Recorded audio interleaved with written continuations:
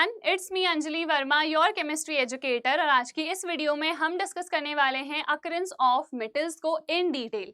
Occurrence of metals हम जैसे ही पढ़ेंगे तो इसके बाद हम देखेंगे एक्सट्रैक्शन ऑफ मेटल्स और लास्ट में हम पढ़ेंगे रिफाइनिंग ऑफ मेटल्स। तो ये हमारे आज के टॉपिक्स रहने वाले हैं। तो सबसे पहले हम पढ़ने वाले हैं अकरेंस ऑफ मेटल्स को। अकरेंस ऑफ मेटल्स हमें अगर पढ़ना है, समझना है अच्छे से, तो सबसे पहले हमें दो टर्म्स बहुत अच्छे से पता होने चाहिए। एक होता है मिनरल और दूसरा हमारे पास होता है ओर।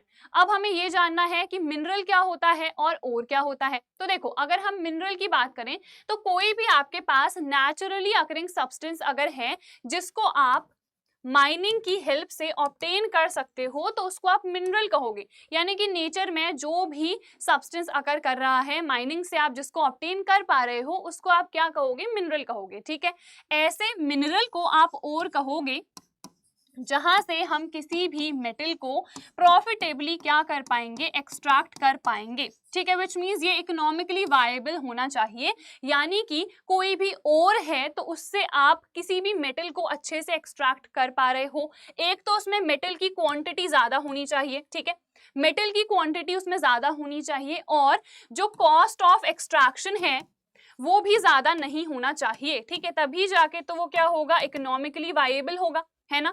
तो ये दो चीजें हमें ध्यान देनी है। कोई भी नेचुरली अकरिंग सब्सटेंस को हम और तब कहेंगे जब उससे कोई भी मेटल को हम प्रॉफिटेबली एक्सट्रैक्ट कर पाएंगे। और प्रॉफिटेबली एक्सट्रैक्ट करने का यही मतलब है कि उस पर्टिकुलर ओर में मेटल की जो क्वांटिटी है वो ज्यादा होगी और जो कॉस्ट ऑफ एक्सट्रैक्शन है वो लेस होगी। ठीक है, अगर कॉस्ट ऑफ एक्सट्रैक्शन बहुत ज्यादा है और हमको वहां से प्रॉफिट नहीं मिल पा रहा है तो उसका क्या ही मतलब होता है। तो यहाँ पे प्रॉफिटेबल एक्सट्रैक्शन होना चाहिए। ठीक है, और उसके बाद एक और टर्म हमारे पास आता है जो कि होता है गैंग।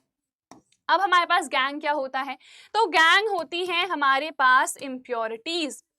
अगर हमें किसी भी ओर से मेटल को एक्सट्रैक्ट करना है तो सबसे पहले हमें उसका कॉन्सेंट्रेशन करना पड़ता है। यानी कि उसमें जो भी इम्प्योरिटीज है ना उनको रिमूव करना होता है और उसी को हम फर्दर आगे देखेंगे कि कैसे हम कर सकते हैं। अलग अलग मेथड्स होते हैं, वो हमारे सिलेबस में वैसे भी नहीं है, बट यहाँ पे बस आप इतना समझ लो, इस ओर में जो भी इम्प्योरिटीज होंगी उनको हम गैंग कह देते हैं और ये गैंग को हमको सबसे पहले रिमूव करना होता है। ठीक है, तो चलो, आई होप इतना आपको समझ में आ गया होगा। यहाँ पे सिंपल सी डेफिनेशन है, उसको देख लेते हैं। द एलिमेंट्स और compounds which occur naturally in the earth's crust. Earth में जो भी चीजें नेचुरली अकर कर रही हैं, जो भी एलिमेंट्स, जो भी कंपाउंड्स नेचुरली अकर कर रहे हैं, उनको हम क्या कहते हैं? मिनरल्स कहते हैं। ठीक है, when minerals contain a very high percentage of a particular metal and इसके साथ साथ the metal can be profitably extracted। तो यहाँ पे दो चीजें काफी ज्यादा इंपॉर्टेंट है। तो यहाँ पे एक तो जो परसेंटेज ऑफ मेटल है वो भी ज्यादा होना चाहिए, इसके साथ साथ प्रॉफिटेबल एक्सट्रैक्शन होना चाहिए। यानी कि यहाँ पे जो कॉस्ट ऑफ प्रोडक्शन है, कॉस्ट ऑफ एक्सट्रैक्शन है एक्चुअली, वो क्या होना चाहिए? कम होना चाहिए। ठीक है, from it these minerals are called ores. इनको हम क्या कहते हैं? ओर्स कहते हैं। दोनों ही टर्म्स इंपॉर्टेंट है। एक हमारे पास लाइन है जो बहुत इंपॉर्टेंट है और आपसे पूछी भी जा सकती है, तो इसको देखते हैं। All ores are minerals but not all minerals are ores. बहुत ही सिंपल है। देखो ये स्टेटमेंट, ये 1 मार्क में पूछ लिया जाएगा कि आप इसको एक्सप्लेन करो, ये स्टेटमेंट कह क्या रही है आखिर। तो देखो, ऑल ओर्स आर मिनरल्स, यानी कि जो भी हमारे पास ओर्स हैं, जितने भी दुनिया में ओर्स प्रेजेंट हैं, वो सब के सब क्या हैं? नेचुरली अकरिंग हैं। ठीक है, अगर ये नेचुरली अकरिंग हैं तो डेफिनेटली ये मिनरल्स हैं, क्योंकि मिनरल्स की तो डेफिनेशन ही यही थी कि जो भी नेचुरली अकरिंग हैं उनको हम मिनरल्स कहते हैं। तो ऑल ओर्स आर मिनरल्स, ये तो हमारे पास डेफिनेटली चीज है ही, but not all minerals are ores. तो इसका क्या मतलब है कि सारे मिनरल्स ओर्स नहीं हो सकते हैं, क्योंकि सारे मिनरल से हम प्रॉफिटेबली किसी भी एक पर्टिकुलर मेटल को एक्सट्रैक्ट नहीं कर सकते हैं। ठीक है, तो ये आपको यहाँ पे एक्सप्लेन करना है अगर इस टाइप की स्टेटमेंट आपसे पूछी जाती है। तो देखो यहाँ पे ये हमारे पास अलग अलग एलिमेंट्स हैं, अलग अलग कंपाउंड्स हैं। तो यहाँ पे से कोई एक पर्टिकुलर मेटल को आप प्रॉफिटेबली एक्सट्रैक्ट नहीं कर पा रहे हो, इसीलिए इसको आप क्या कहोगे? इन सबको आप मिनरल्स कहोगे। ऑन द अदर हैंड हम यहाँ पे देखें तो देखो ये हमारे पास क्या है, बॉक्साइट है। बॉक्साइट होता है हमारे पास एल्यूमिनियम का ओर। तो ये एल्यूमिनियम का ओर है, विच मीन्स यहाँ से आप प्रॉफिटेबली एक्सट्रैक्ट कर सकते हो एल्यूमिनियम को। तो इसीलिए ये हमारे पास ओर है और ये हमारे पास नॉर्मल सा कोई भी क्या है, मिनरल है। ठीक है, तो अकरेंस ऑफ मेटल्स आपको समझ में आ गया। सबसे पहले हमें पता होना चाहिए मिनरल क्या होता है, और क्या होता है, गैंग क्या होता है। ये चीजें हमने यहाँ पे समझ ली हैं। चलो फिर आगे बढ़ते हैं, आगे देखते हैं नेक्स्ट हमारे पास क्या है। नेक्स्ट है extraction of metals. Extraction of metals को समझने के लिए ये चार्ट बहुत ज्यादा इंपॉर्टेंट है, जो कि आपकी एनसीईआरटी में गिवन है। इसको अगर आपने लर्न कर लिया ना, पूरा एक्सट्रैक्शन आपको समझ में आ जाएगा कि हम कैसे एक्सट्रैक्ट कर रहे हैं। देखो हमारे पास क्या है, ओर है। और क्या होता है ये तो हमें पता चल ही चुका है। नेक्स्ट स्टेप हमारे पास क्या है कि और जैसे ही हमने माइनिंग से ऑब्टेन कर लिया है, हम उसका करते हैं कॉन्सेंट्रेशन। कॉन्सेंट्रेशन का मतलब ही है कि जो भी गैंग है, जो भी इम्प्योरिटीज हैं, उनको रिमूव करना। तो सेकंड स्टेप में हम यहाँ पे क्या कर रहे हैं, जो भी इम्प्योरिटीज हैं उनको यहाँ से रिमूव कर रहे हैं। ठीक है, तो यहाँ पे हमने क्या करा, जो भी इम्प्योरिटीज हैं उनको रिमूव कर दिया। अब हमारे पास मेटल्स को हम 3 कैटेगरी में डिवाइड कर सकते हैं। क्या है वो हमारे पास 3 कैटेगरीज, उनको देखते हैं। तो सबसे पहले हमारे पास रिएक्टिविटी सीरीज में हमें पता है कुछ ऐसे एलिमेंट्स होते हैं जो कि मोस्ट रिएक्टिव हैं। ठीक है, जो भी रिएक्टिविटी सीरीज पे टॉप पे आएंगे वो क्या होंगे, हमारे पास मोस्ट रिएक्टिव होंगे। तो ये होते हैं मोस्ट रिएक्टिव, इनको हम इलेक्ट्रोलिसिस की हेल्प से ऑब्टेन करते हैं। फिर हमारे पास आते हैं मिडिल रिएक्टिविटी वाले और फिर आते हैं लीस्ट रिएक्टिविटी वाले। लीस्ट रिएक्टिव वाले एक तो हमारे पास जनरली फ्री स्टेट में पाए जाते हैं। फ्री स्टेट का मतलब होता है कि ये किसी और कंपाउंड के साथ मिक्स्ड नहीं है। ठीक है, तो ये हमारे पास एलिमेंट्स ही हैं, ये कोई कंपाउंड नहीं बना रहे हैं, यानी कि ये ऑक्साइड के फॉर्म में नहीं है, सल्फाइड के फॉर्म में नहीं है, कार्बोनेट के फॉर्म में नहीं है, ये फ्री स्टेट में पाए जा रहे हैं, नेटिव स्टेट में है। ठीक है, तो ये हमारे पास लीस्ट रिएक्टिव वाले होते हैं। अब लीस्ट में कुछ हमारे पास सल्फाइड के फॉर्म में प्रेजेंट होते हैं। फर्दर उसमें हम क्या करते हैं, रोस्टिंग करते हैं। उसके बाद अगर हम मिडिल रिएक्टिविटी वालों की बात करें तो मिडिल रिएक्टिविटी वालों में क्या होता है, कार्बोनेट ओर्स भी प्रेजेंट रहते हैं, सल्फाइड ओर्स भी प्रेजेंट रहते हैं। सल्फाइड ओर्स के लिए हम रोस्टिंग करते हैं, कार्बोनेट वालों के लिए हम क्या करते हैं, कैल्सिनेशन करते हैं। तो वही चीज यहाँ पे भी लिखी है, देखो इसको हम देखते हैं। तो यहाँ पे मेटल्स ऑफ हाई रिएक्टिविटी है। तो हाई रिएक्टिविटी वालों में क्या हुआ, इलेक्ट्रोलिसिस हुआ मोल्टन ओर का। मोल्टन का मतलब होता है उसका मेल्टेड फॉर्म। ठीक है, तो आपने यहाँ पे क्या करा, इसको मेल्ट कर दिया है, तो वो हमारे पास मोल्टन फॉर्म होगा। तो आपको डायरेक्टली क्या मिल जाता है, प्योर मेटल मिल जाता है। फिर क्या होती है, उसकी रिफाइनिंग होती है। ठीक है, अब यहाँ पे देखते हैं जो मीडियम यानी कि मिडिल रिएक्टिविटी वाले हैं, उसमें 2 तरीके के ओर्स प्रेजेंट होते हैं। मैंने आपको अभी बताया, एक होगा कार्बोनेट जिसके लिए हम कैल्सिनेशन करेंगे, C for carbonate, C for calcination, very simple. अब उसके बाद दूसरा है सल्फाइड और इसके लिए हम करते हैं रोस्टिंग। अब दोनों प्रोसेस से, चाहे वो कैल्सिनेशन हो चाहे वो रोस्टिंग हो, हमको क्या मिलता है, ऑक्साइड मिलता है। ठीक है, उस ऑक्साइड को आप क्या करोगे, रिड्यूस करोगे, तो यहाँ पे क्या होता है, रिडक्शन होता है। देखो यहाँ पे लिखा है oxide of metal. Further reduction करते हैं हम जनरली कार्बन का यूज करके। ठीक है, कार्बन का हम वैसे यहाँ पे यूज कर लेते हैं लो रिएक्टिविटी वाले में। यहाँ पे मिडिल रिएक्टिविटी वाले में हम और भी चीजें यूज करते हैं जो कि आगे हम देखेंगे। तो यहाँ पे उसके बाद प्योरिफिकेशन होता है, यानी कि रिफाइनिंग होती है। अब यहाँ पे जो लो रिएक्टिविटी वाले हैं, कुछ तो अभी हमने देखा फ्री स्टेट में पाए जाते हैं, उनसे हमें अभी लेना देना नहीं है। हम उनकी बात कर रहे हैं जो जनरली सल्फाइड्स के फॉर्म में प्रेजेंट रहते हैं। तो उसमें हम क्या करेंगे, देखो जो भी सल्फाइड ओर है उसमें रोस्टिंग करोगे आप, यहाँ से हमें लर्न हो गया। फिर डायरेक्टली हमको क्या मिल जाता है, मेटल मिल जाता है। डायरेक्टली हीट करने पे ही हमको मिल जाता है। यहाँ पे तो हमको क्या करना पड़ता है, रिडक्शन करना पड़ता है कार्बन के साथ, यहीं पे होता है वो। ठीक है, यहाँ पे नहीं होता है, इसको जरा मिटा देते हैं। यहाँ पे तो आप हीट करोगे तो आपको डायरेक्टली ऑक्साइड मिलता है, उस ऑक्साइड को हीट करोगे तो आपको डायरेक्टली वो मेटल मिल जाता है। हम कार्बन के साथ रिडक्शन जनरली यहीं पे करते हैं, मिडिल रिएक्टिविटी वालों पे। ठीक है, और से भी हम रिडक्शन कर सकते हैं, लाइक हम और मेटल्स का भी यूज कर सकते हैं, जो कि आगे हम देखेंगे। डिस्प्लेसमेंट रिएक्शन ही वहां पे हम कराते हैं। ठीक है, उसके बाद डायरेक्टली हम उसकी क्या करते हैं, रिफाइनिंग करते हैं। हर केस में प्योरिफिकेशन तो होगा ही, यानी कि रिफाइनिंग तो होती ही है। ठीक है, तो चलो, एक्सट्रैक्शन ऑफ मेटल्स, इस चार्ट की हेल्प से हमने सब कुछ तो समझ लिया है, अब बस हमको रिएक्शंस ही देखनी है, इसीलिए ये वाला चार्ट ना काफी ज्यादा इंपॉर्टेंट है। तो देखो यहाँ पे क्या क्या लिखा है वो हम पढ़ लेते हैं। Some metals are found in the earth crust in the free state, तो ये फ्री स्टेट में पाए जा रहे हैं, तो यहाँ पे हमें कुछ भी करने की जरूरत नहीं है क्योंकि ये तो फ्री स्टेट में ही है, ये कंबाइंड नहीं है किसी के साथ। उसके बाद है some are found in the form of their compounds, यानी कि ये सल्फाइड के फॉर्म में हो सकते हैं, कार्बोनेट के फॉर्म में हो सकते हैं, ऑक्साइड के फॉर्म में हो सकते हैं। अब उसके बाद आगे क्या लिखा है, the metals at the bottom of the activity या फिर रिएक्टिविटी सीरीज हम उसको कह दें, ये लीस्ट रिएक्टिव होते हैं, ये जनरली फ्री स्टेट में पाए जाते हैं। जैसे गोल्ड है आपके पास, सिल्वर है, प्लैटिनम है, कॉपर है, बट अगेन कॉपर और जो हमारे पास सिल्वर होता है ना, वो हमें जनरली कंबाइंड स्टेट में भी मिल जाते हैं। दो स्टेट से देखो, एक तो फ्री स्टेट है, नेटिव स्टेट भी इसको जनरली कह देते हैं, दूसरी कंबाइंड स्टेट है। कंबाइंड का मतलब वही है कि कंपाउंड के फॉर्म में वो प्रेजेंट रहेंगे, तो यहाँ पे ये सल्फाइड या फिर ऑक्साइड ओर के फॉर्म में भी प्रेजेंट रहते हैं। अगर सल्फाइड ओर के फॉर्म में प्रेजेंट है तो हम रोस्टिंग यूज करेंगे, ठीक है, जैसे कि आगे अभी हमने देखा ही था। The metals at the top of the reactivity series, जैसे कि हमारे पास सोडियम है, पोटेशियम है, यहाँ पे कैल्शियम है, मैग्नीशियम है, एल्यूमिनियम है, ये काफी ज्यादा रिएक्टिव होते हैं, so they are never found in nature as free elements.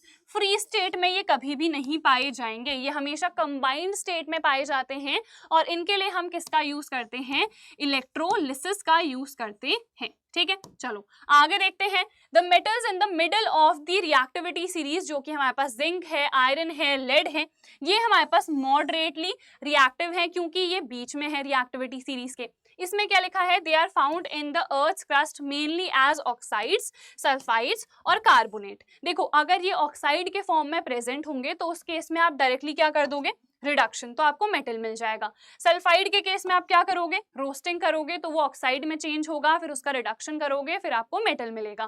Carbonate के केस में कैल्सिनेशन करोगे, ये अपने ऑक्साइड में चेंज होगा, उसका रिडक्शन करोगे, आपको मेटल मिल जाएगा, ठीक है। बहुत सिंपल है, कहानी की तरह इसको समझो और सब कुछ ना बहुत इजीली लर्न हो जाएगा। बस एक फ्लो चार्ट आप याद कर लो, ठीक है। तो फ्लो चार्ट वापस से एक बार देख लेते हैं। इतना सब कुछ हम यहाँ पे लिख ही चुके हैं तो इसको पहले इरेज कर देते हैं, ठीक है। एक सेकेंड रुको, इसको हम पहले क्या करते हैं, इरेज करते हैं, और उसके बाद वापस से इसको एक बार हम रिवाइज कर लेते हैं। अरे यार ये तो वापस से आ गया, व्हाट डिड जस्ट हैपन। चलो इसको मैं अच्छे से वापस से रिमूव करती हूँ। रिमूव हो जा जल्दी से हो जा। चलो हो चुका है ना, वापस से नहीं आएगा ये, चलो नहीं आना चाहिए इसको वापस से। चलो अब देखते हैं, इसको रिवाइज करते हैं। हमारे पास क्या है, ओर है, हमने उसका क्या करा, कॉन्सेंट्रेशन करा, जो भी इम्प्योरिटीज हैं, जो भी गैंग है उसको रिमूव कर दिया।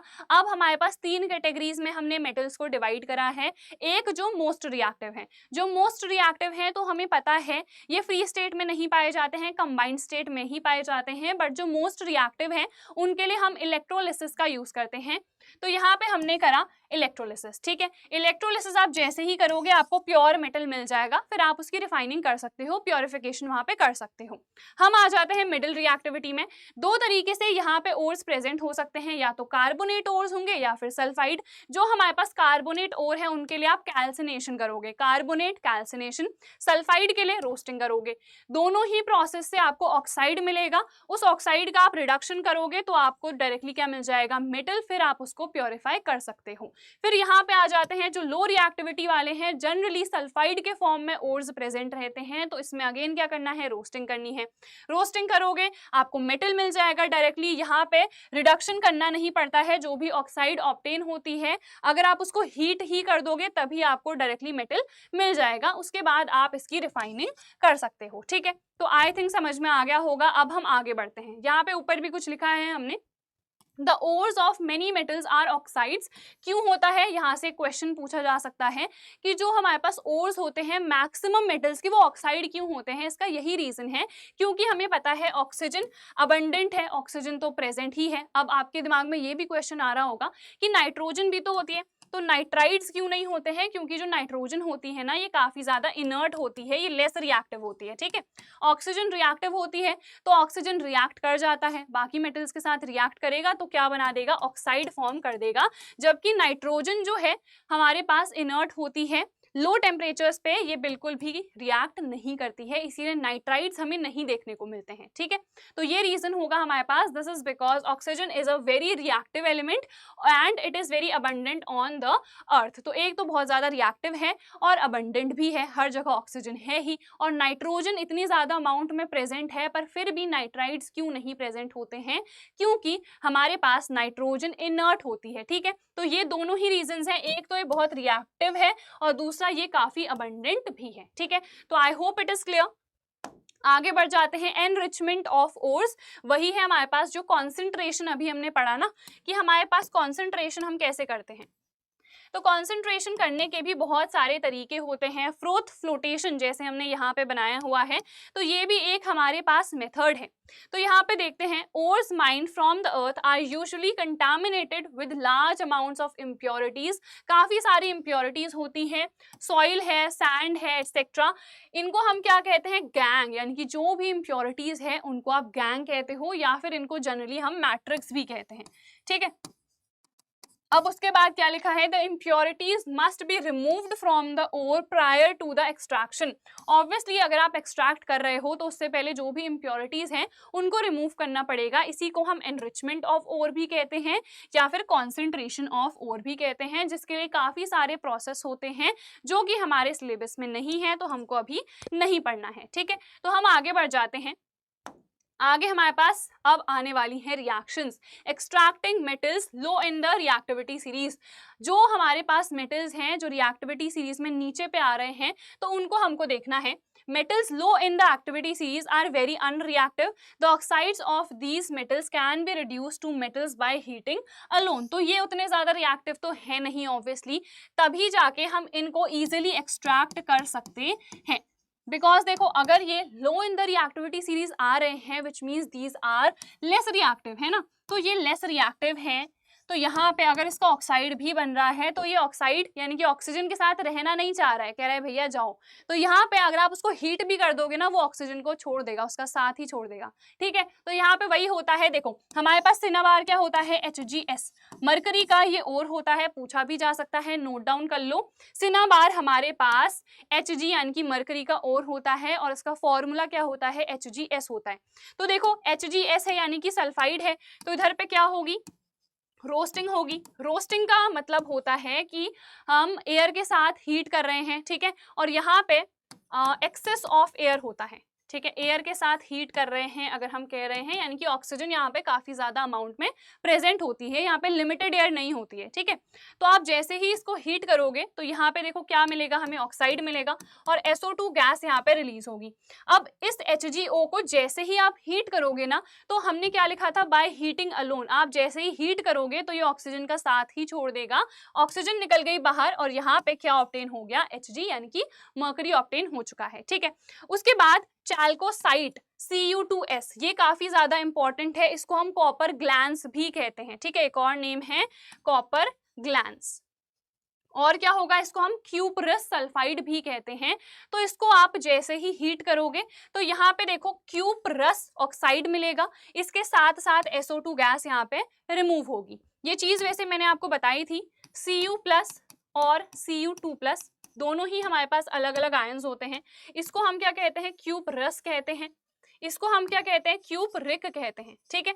अब दोनों में डिफरेंस क्या आया, अगर आप क्यूपरस सल्फाइड की बात कर रहे हो तो फॉर्मूला क्या होगा, Cu2S, ये क्या होगा, क्यूपरस सल्फाइड होगा। और क्यूपरिक सल्फाइड की अगर हम बात करेंगे तो वो होता है Cus, ठीक है। तो ये क्यूपरिक है और ये वाला क्यूपरस है। तो यहाँ पे जो हमने और के फॉर्म में देखा है, दिस इज क्यूपरस 1, ठीक है। तो यहाँ पे देखो Cu2O फॉर्म होता है, ये फर्दर ना इसी के साथ रिएक्ट करके हमको क्या देता है, कॉपर देता है। तो इस तरीके की रिएक्शन यहाँ नहीं होती है, इसीलिए ये वाली बहुत इंपॉर्टेंट है, ये PYQs में भी पूछी गई है, तो इसको आप नोट डाउन करना अच्छे से, ठीक है। तो यहाँ पे देखो ऑब्टेन हो गया कॉपर, SO2 यहाँ पे अगेन रिलीज होगी और बाकी बस इसकी बैलेंसिंग हो जाएगी। तो ये वाली दोनों ही रिएक्शंस इंपॉर्टेंट हैं। यहाँ पे से क्वेश्चन आपसे ये भी पूछ लिया जा सकता है कि सिनेबार का फॉर्मूला बता दो क्या होता है, देन चैल्कोसाइड का बता दो, कॉपर ग्लैंस का बता दो। तो आपको यही मेंशन करना है, ये हमारे पास क्या है, कॉपर ग्लैंस है या फिर चैल्कोसाइड है या फिर क्यूपरस सल्फाइड है। और यहाँ से आप इजिली कॉपर को इन 2 स्टेप्स की हेल्प से ऑब्टेन कर सकते हो, ठीक है। तो चलो ये भी हमने देख लिया है। अब हम आ जाते हैं मिडिल वाले पे।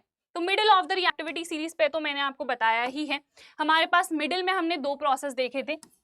एक था हमारे पास कैल्सिनेशन। कैल्सिनेशन में क्या होता है, कार्बोनेट ओर होता है। तो सबसे पहले कोई कार्बोनेट ओर ले लेते हैं, तो ZnCO3 ले लेते हैं। तो यहाँ पे हम इसे जैसे ही हीट करते हैं, यहाँ पे लिमिटेड एयर होती है, इसीलिए प्लस O2 हमने नहीं करा है, ठीक है। तो यहाँ पे हमारे पास क्या है, लिमिटेड एयर है, या फिर इन दी एब्सेंस ऑफ एयर भी जनरली हम कह देते हैं। तो ये किस में चेंज हो जाता है हीट करने पे, ZnO और CO2। तो यहाँ पे आपको देखो क्या मिल गया, ऑक्साइड। ये प्रोसेस को आप क्या कहोगे, कैल्सिनेशन कहोगे। तो फर्दर हम इसका क्या कर देंगे, रिडक्शन कर देंगे कार्बन की हेल्प से। तो Zn प्लस CO, तो यहाँ पे हमने क्या करा, रिडक्शन। यहाँ पे कैल्सिनेशन हुआ, फिर उस ऑक्साइड का क्या हुआ, रिडक्शन हुआ, तो आपको यहाँ पे मेटल ऑब्टेन हो गया, ठीक है। उसके बाद हम डिस्कस करते हैं रोस्टिंग को। तो रोस्टिंग पे क्या होगा, देखो हमारे पास सल्फाइड और होगा, जैसे कि ZnS हो सकता है। अब यहाँ पे क्या होगा, देखो इसको आप हीट करोगे। अब इसको जैसे ही आप हीट करोगे और यहाँ पे इन दी प्रेजेंस ऑफ एयर है, इसीलिए यहाँ पे ऑक्सीजन आया है, तो ZnO प्लस यहाँ पे SO2 आ जाएगा, ठीक है। इसको बस हमको क्या करना है, बैलेंस करना है। तो यहाँ पे इस तरीके से ये बैलेंस हो जाएगा, ठीक है। अब फर्दर फिर से हम वही चीज करेंगे कि ZnO तो ऑब्टेन हो गया है और इसका रिडक्शन कर देंगे, तो यहाँ पे Zn ऑब्टेन हो जाएगा, ठीक है। तो हमारे पास ये दो प्रोसेस होंगे। कैल्सिनेशन के लिए आपको ये रिएक्शंस करनी है, रोस्टिंग के लिए आपको ये रिएक्शंस करनी है, ठीक है। तो यही चीजें हमने यहाँ पे भी लिखी है। देखो ये है रोस्टिंग हमारे पास और ये हो रहा है कैल्सिनेशन। दोनों ही केसेस में आगे हम क्या करेंगे, आगे हम रिडक्शन कर देते हैं कार्बन के साथ। कुछ हमारे पास ऐसे मेटल्स होते हैं जो कि कार्बन के साथ रिडक्शन करने पे नहीं रिड्यूस होते हैं, उनके लिए हम फर्दर और रिड्यूसिंग एजेंट्स का यूज करते हैं, जो कि अभी हम पढ़ने वाले हैं। उससे पहले एक बार इसको भी देख लेते हैं। The metals in the middle of the activity series such as iron, zinc, lead, copper are moderately reactive. These are usually present as sulfides or carbonates in nature. The sulfide ores are converted into oxides by heating strongly in the presence of excess air, ठीक है। तो यहाँ पे access air होती है, इसको हम कहते हैं रोस्टिंग, ठीक है। तो दोनों ही केस में हम हीट तो कर रहे हैं, बट यहाँ पे एक्सेस में एयर होती है, इसीलिए रिएक्शन O2 के साथ हो रही है। और कार्बोनेट के केस में देखते हैं, the carbonate ores are changed into oxides by heating strongly in limited air, ठीक है। तो यहाँ पे लेस एयर होती है या फिर एयर एब्सेंट ही रहती है जनरली। तो इस प्रोसेस को हम क्या कहते हैं, कैल्सिनेशन कहते हैं, ठीक है। तो I think this is clear, ठीक है। हमने सबसे पहले लो वाला देख लिया है, मिडिल वाला देख लिया है। मिडिल पे हमें कुछ और भी देखना अभी बाकी है, उसके बाद हम पहुंच जाएंगे इलेक्ट्रोलिसिस पे, ठीक है। चलो अब यहाँ पे आते हैं। बिसाइड्स यूजिंग कार्बन यानी कि coke to reduce metal oxides to metals, sometimes displacement reactions can also be used. अभी मैंने बताया था ना, हम डिस्प्लेसमेंट रिएक्शंस का यूज करेंगे, क्योंकि हमारे पास कुछ ऐसे मेटल्स होते हैं जो कार्बन का यूज करके रिड्यूस होते ही नहीं हैं, तो इतने जिद्दी हैं, तो उनके लिए लाने भी वैसी चीजें पड़ेंगी। तो उसके लिए हम कुछ और मेटल्स का यूज करते हैं, ठीक है। आगे देखते हैं। The highly reactive metals such as, हमारे पास क्या है, सोडियम है, कैल्शियम है, एल्यूमिनियम है, जनरली हम एल्यूमिनियम का ही यूज करते हैं, are used as reducing agents because they can displace metals of lower reactivity from their compounds. For example, हमारे पास ये हैं एग्जाम्पल्स, दो रिएक्शंस, ठीक है। अब यहाँ पे बहुत ज्यादा इंपॉर्टेंट है। एक तो रिएक्शन का रीजन हमने क्या पढ़ा कि इनको हम रिड्यूसिंग एजेंट्स के फॉर्म में यूज कर सकते हैं, बिकॉज ये डिस्प्लेस कर सकते हैं।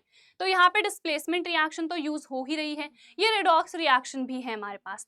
तो यहाँ पे अगर हम एल्यूमिनियम का यूज कर रहे हैं ना, तो एक तो ये ज्यादा रिएक्टिव है, it is more reactive, also ये एक काफी ज्यादा अच्छा रिड्यूसिंग एजेंट है, and it has great affinity यानी कि लव फॉर ऑक्सीजन।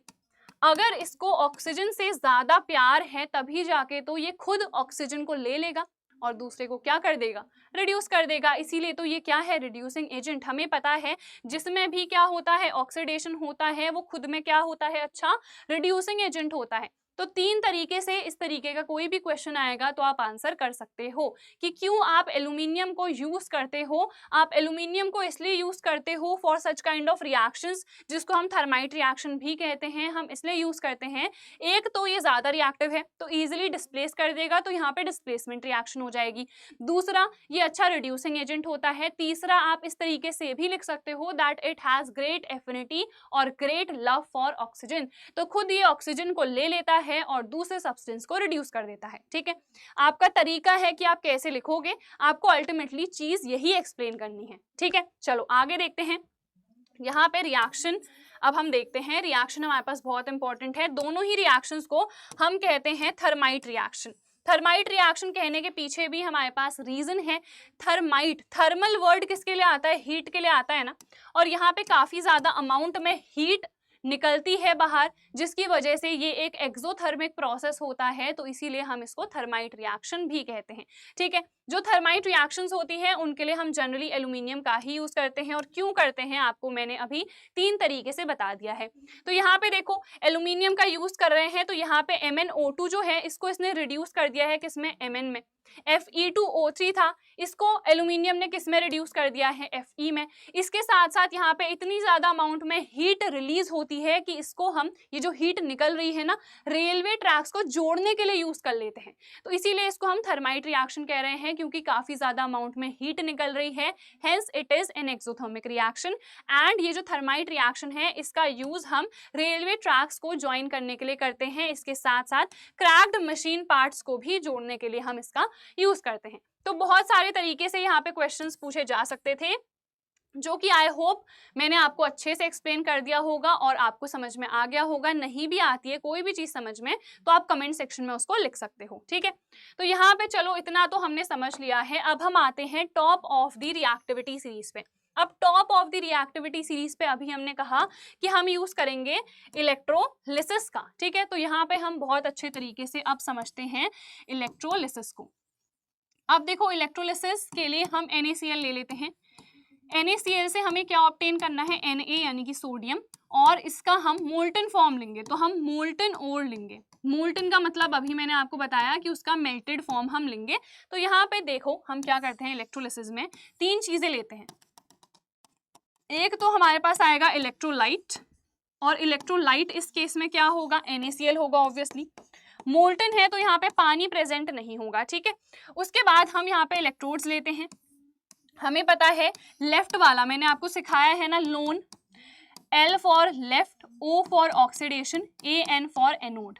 तो यहाँ पे लेफ्ट वाला हमेशा एनोड होता है और ये वाला हमारे पास क्या होता है? कैथोड होता है। ठीक है, अब यहाँ से हम क्या करेंगे? इलेक्ट्रिसिटी पास करेंगे कुछ इस तरीके से। ये पॉजिटिव टर्मिनल है, नेगेटिव, तो हमारे पास एनोड क्या है? पॉजिटिव है, और जो कैथोड है वो नेगेटिव है।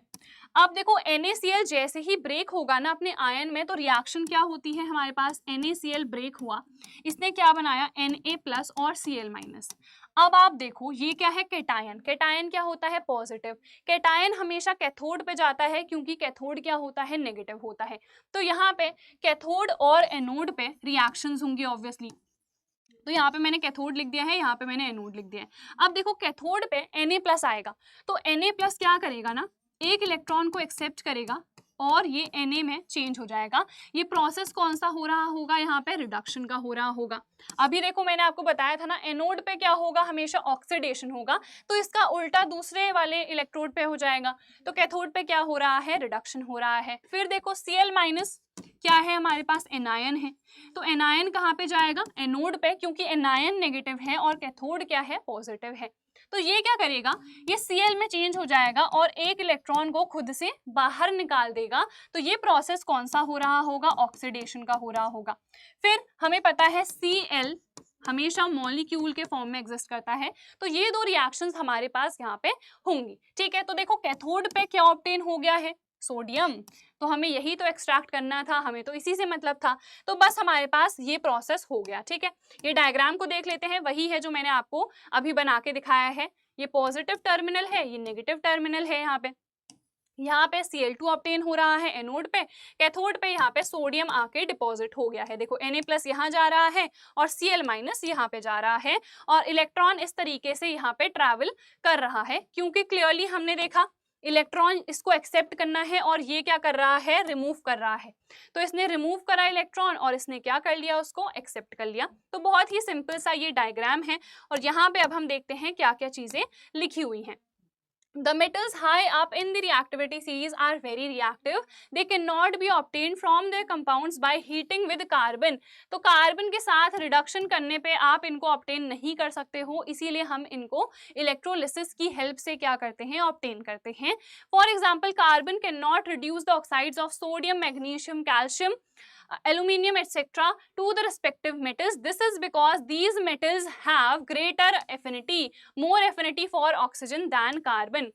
इसका क्या मतलब हुआ कि जो भी हमारे पास टॉप रिएक्टिविटी वाले पे हैं उनको हम कार्बन के साथ रिड्यूस करके नहीं ऑब्टेन कर सकते हैं। क्यों नहीं कर सकते हैं? बिकॉज ये जो हमारे पास होते हैं metals, they have more affinity. क्योंकि अभी मैंने आपको बताया जैसे एल्यूमिनियम भी है तो खुद में क्या है, वो काफी अच्छा रिड्यूसिंग एजेंट है।